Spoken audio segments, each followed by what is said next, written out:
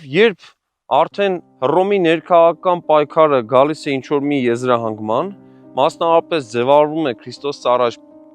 43 թվականին երկրորդ եռապետությունը, այս եռապետության երկու գլխավոր անձինք, մասնավորապես Գայոս Օկտավիանոսը, ապագա առաջին կայսր Օգոստոսը եւ Անտոնիոսը, Մարկոս Անտոնիոսը, որ Հուլիոս Կեսարի աջ թևն էր, նրա գլխավոր զորավարն էր, կիսում են իշխանությունը փաստացի եւ Անտոնիոսը կարճ ժամանակ անց Հռոմից հեռանում է եւ արևելքի ուժերն է սկսում գլխավորել։ Այստեղ նա խնդիր ուներ Հռոմի ներքաղաքական պայքարում ցույց տալու, որ ինքն առավելություն ունի Օկտավիանոսի նկատմամբ եւ նրա կարծիքով լավագույն միջոցը կլիներ պարթևների նկատմամբ հաղթանակի հասնելը։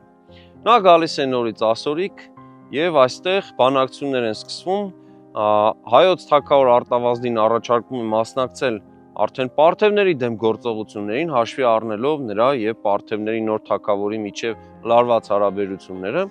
եւ Արտավազդը առաջարկում է 13,000-անոց օգնական ստորաբաժանում։ Այս անգամ հռոմեացիները համաձայնում են Հայաստանի տարածքով արշավեն եւ նրանք պետք է Հայաստանի հարավ-արևելյան հատվածից ներխուժեին Ատրպատականի տարածք ու այդ ուղղությամբ խորանային աստորեն Պարթևստանի խորքերը։ Նախագծի գլխավոր գործընկերն է Կոնվերս բանկը, ֆինանսական աշխարհի ձեր հուսալի գործընկերը։